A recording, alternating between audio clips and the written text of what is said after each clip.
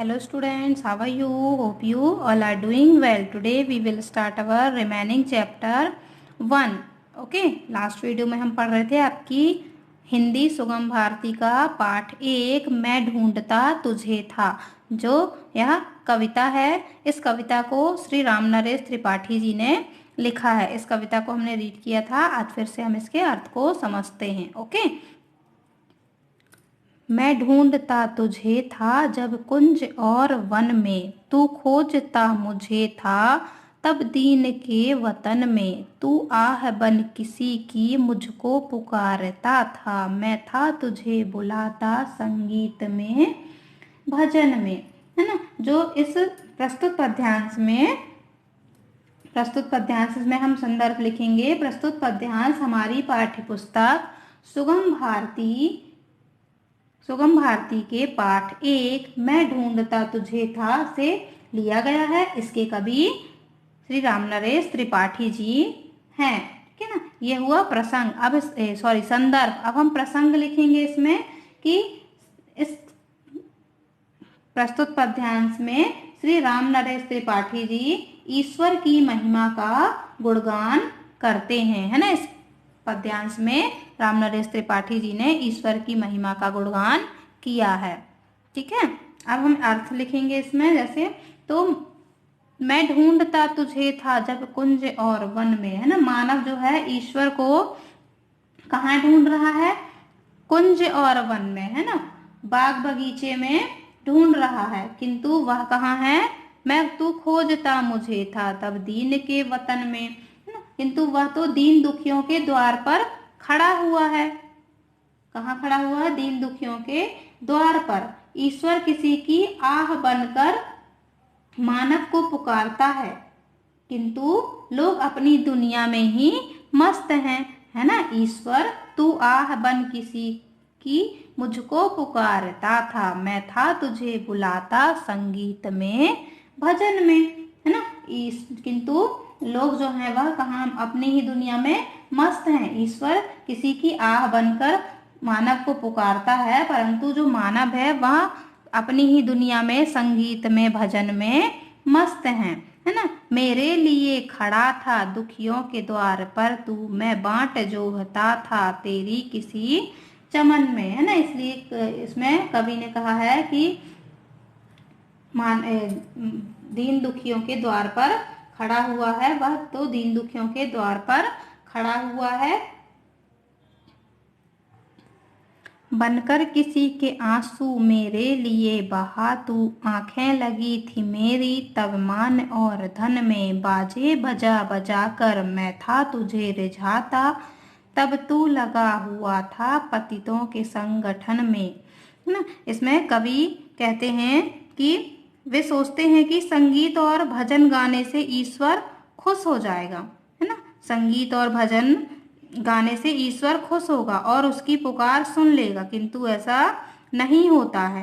है ना, किंतु ऐसा नहीं होता है, क्योंकि ईश्वर तो गिरे हुए को उठाने में लगा है, गिरे हुए को उठाने में लगा हुआ है। मैं था विरक्त जग से इसकी अनित्यता पर, उत्थान भर रहा था तब तू किसी पतन में। है ना, लोग संसार से उदासीन होकर, दुखी होकर, है ना, ईश्वर को खोजते हैं, परंतु वह किसी के पतन को उत्थान में बदल रहा है। बेबस दुखी जनों के बीच तू बीच में खड़ा था, मैं स्वर्ग देखता था झुकता कहाँ चरण में। है ना, जो ईश्वर है वह कहाँ है? कहीं नहीं है। वह कहाँ है? बेबस दुखी जन है उनके बीच में ही खड़ा हुआ है, और इंसान जो है वह कहाँ देख रहा है? स्वर्ग की ओर देख रहा है।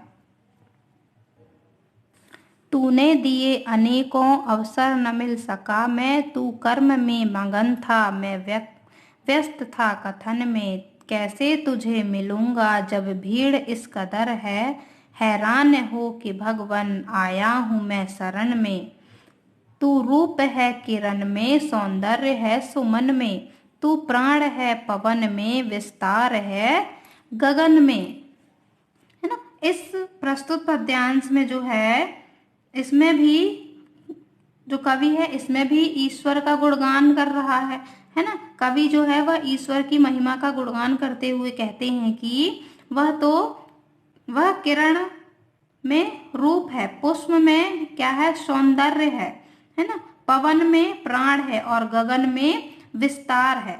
कवि प्रार्थना करता है ईश्वर से कि ईश्वर उसमें प्रतिभा प्रदान करे, है ना, प्रतिभा प्रदान करे ताकि वह उसे, ईश्वर को आंखों में, मन में और वचन में देख सके, है ना। हे दीन बंधु ऐसी प्रतिभा प्रदान कर तू, देखूं तुझे द्रगों में, मन में तथा वचन में। द्रगों मीन्स आंख या नयन, है ना, कि वह आंखों में, मन में और वचन में देख सके। कठिनाइयों दुखों का इतिहास ही सुयस है, मुझको समर्थ कर तू बस कष्ट के सहन में। दुख में न हार मानूं, सुख में तुझे न भूलूं, ऐसा प्रभाव भर दे मेरे अधीर मन में, ना। ईश्वर जो है, कवि है, वह कहता है कि हे ईश्वर, कठिनाइयों और दुखों का इतिहास जो है वह गौरवशाली होता है, सुयस है ना। इसे कवि ईश्वर से यही प्रार्थना कर रहा है कि वह उसमें कष्ट सहन करने की क्षमता दे, कष्ट सहन करने की क्षमता दे ताकि वह दुख में हार ना माने और साथ ही सुख के क्षणों में वह ईश्वर को भी ना भूले। उसके पास सब कुछ तो हो परंतु उसे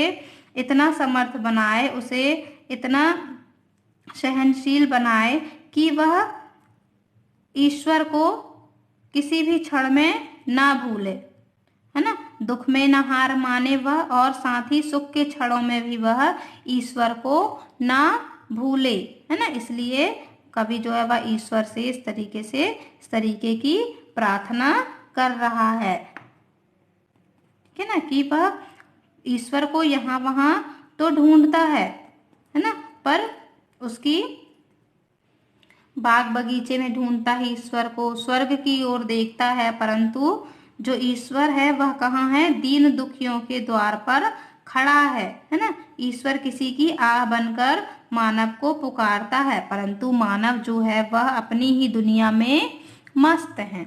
ओके स्टूडेंट्स, तो इस चैप्टर को आप, इस कविता को फिर से आप अच्छे से रीड कीजिएगा और इसके अर्थ को समझिएगा, और जो भी कठिन शब्द आए हैं आप शब्दार्थ के माध्यम से इनके अर्थ को लर्न कीजिएगा। Okay students, okay, bye bye, have a good day.